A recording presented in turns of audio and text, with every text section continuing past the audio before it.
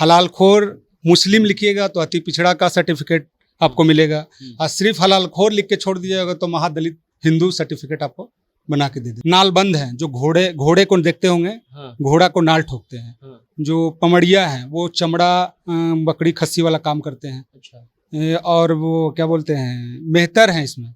मेहतर जो भंगी हैं, जो ये आपको क्या बोलते हैं, बख्खो हैं। ये सब बख्खो क्या करते हैं? बख्खो का काम होता है जानवर का मतलब अच्छा। कारोबार अभी उन लोग ज्यादा करते हैं। रोज कमाएंगे तब खाएंगे, ऐसा नहीं कि कोई बहुत सारा जिम्मेदार खेती है चाहिए है वो है। हम लोग का क्षेत्र तो और धनरुआ ऐसा है कि 47 में लोग प्लान कर गए थे। अच्छा। मुस्लिम लोग, बड़े बड़े मुस्लिम लोग बंटवारा के टाइम चल गए थे पाकिस्तान, तो हम लोग वहाँ रह गए गरीब।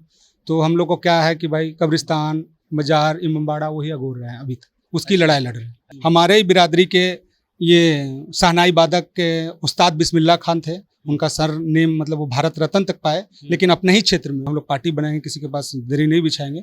तो हम लोग कांग्रेस को सबक सिखा चुके हैं और हम लोग आरजेडी को भी सबक सिखा दें। बिहार बीजेपी के नेता हैं और बेगूसराय से सांसद हैं गिरिराज सिंह।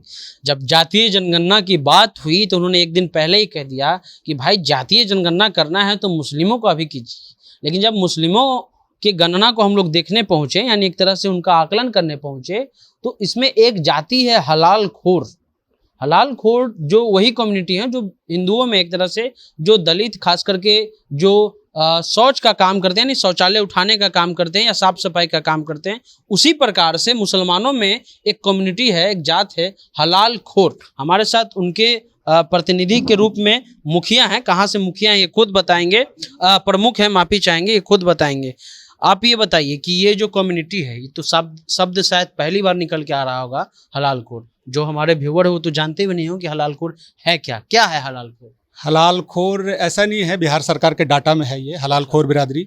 हलाल खोर मुस्लिम लिखिएगा तो अति पिछड़ा का सर्टिफिकेट आपको मिलेगा, और सिर्फ हलाल खोर लिख के छोड़ दीजिएगा तो महादलित हिंदू सर्टिफिकेट आपको बना के दे देंगे। इसलिए हिंदू समाज में भी हलाल खोर हैं, वो महादलित हैं। वही हलाल खोर मुस्लिम है, वो अति पिछड़ा में। ऐसे मतलब कई जात हैं मुसलमान के, वो सेम काम करने वाले, जो हिंदू समाज में महादलित में, हिंदू समाज में महादलित और मुस्लिम में अति पिछड़ा। तो ये नाइंसाफ़ी है हम लोग के साथ, कि हम लोग को भी लगता था कि अगर हम लोग भी महादलित एससी में शामिल करता भारत सरकार, तो जो हिंदू समाज को एससी को फायदा मिलता वो हम लोग को भी मिलता। तो आप वहाँ एक तरह से प्रतिनिधि हैं, आप प्रमुख, आप बता रहे हैं। तो ये कम्युनिटी जो है, जो समाज में अंतिम पंक्ति पे खड़ी है, आप उसके प्रमुख कैसे बन गए? नहीं, वो माननीय मुख्यमंत्री जी का ये योगदान रहा कि अति पिछड़ा को शामिल किया, पंचायती राज में आरक्षण दिए 2005 के बाद।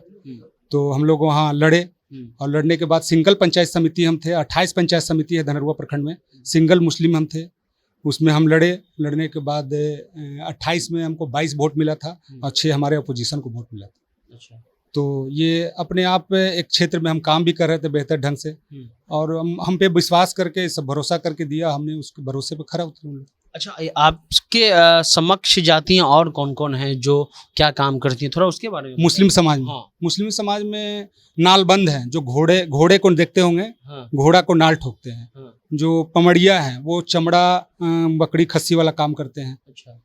और वो क्या बोलते हैं, मेहतर हैं इसमें। मेहतर जो भंगी हैं, जो ये आपको क्या बोलते हैं, बख्खो हैं।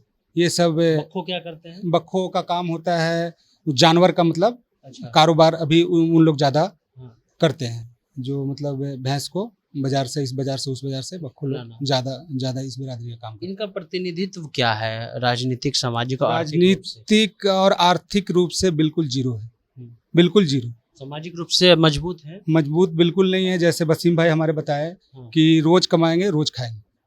सुबह मतलब निकलेंगे, अपना जो भी बिजनेस है जो अपने वो मतलब अपने हिसाब से जो बिजनेस करते हैं वो करेंगे, उसके बाद सुबह जाएंगे तो शाम को आएंगे तो खाएंगे। नहीं, हमारा ये कहना है ना कि हमारे यहाँ हिंदू जो धर्म है उसमें जो खास करके दलित कम्युनिटी वो सामाजिक रूप से आज भी बहुत ये मजबूत नहीं है और सुरक्षित नहीं है। कोई भी उनको ताने मार देता है, कोई भी उनको जात आधारित बात कर देता है, कोई भी उन पर हाथ चला देता है, कोई भी उन पर काम करा के पैसा नहीं देता है, कोई भी जैसे तैसे बोल देता है। क्या ये स्थिति मुसलमान वर्ग में है? नहीं देखिए, ऐसा है कि हम लोग जहाँ भी रहते हैं, हम लोग एक खास करके मुस्लिम बिरादरी का ये होता है कि जहाँ भी रहते हैं तो हम लोग अखलाक मोहब्बत से रहते हैं। हम लोग कोई भी आता है उसको मतलब कुर्सी देते हैं, बैठाते हैं कि ताकि मतलब हम भी इज्जत करेंगे तो हमारा भी इज्जत करें। ताना वाना का तो बात नहीं होता है, लेकिन आर्थिक रूप से काफ़ी कमज़ोर है। इसमें कहीं मतलब रोज़ कमाएंगे तब खाएंगे, ऐसा नहीं कि कोई बहुत सारा जिम्मेदार खेती है, चाहिए है, वो है। हम लोग का क्षेत्र तो धनरुआ ऐसा है कि 47 में लोग प्लान कर गए थे। अच्छा। मुस्लिम लोग, बड़े बड़े मुस्लिम लोग बंटवारा के टाइम चल गए थे पाकिस्तान, तो हम लोग वहाँ रह गए गरीब।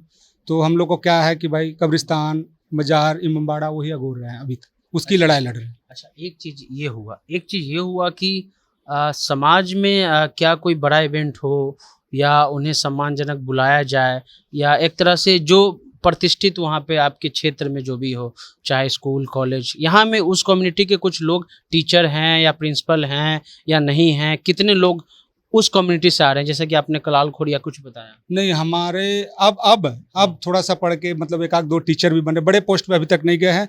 हमारे ही बिरादरी के ये शहनाई वादक के उस्ताद बिस्मिल्लाह खान थे, उनका सर नेम मतलब वो भारत रत्न तक पाए, लेकिन अपने ही क्षेत्र में वो शहनाई के मतलब वो क्या बोलते हैं वादक थे।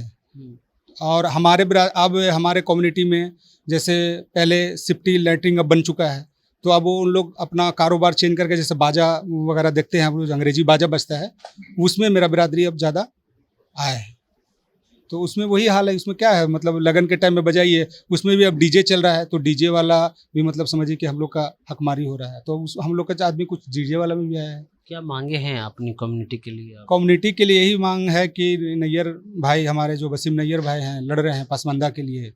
हम लोग जितने भी छोटे छोटे बिरादरी हैं, हम लोग चाहेंगे कि इनको कंधे से कंधे मिला के हम लोग पूरे पासवंदा लोग, जैसे हम लोग कांग्रेस को भी सबक सिखाए, और हमारे मतलब पासवंदा से जैसे इन्होंने बोले कि पासवंदा से अभी 2 मतलब एक राज्यसभा गया लालू जी के मतलब टिकट से, और एक MLC गया, लेकिन पासवंदा नहीं।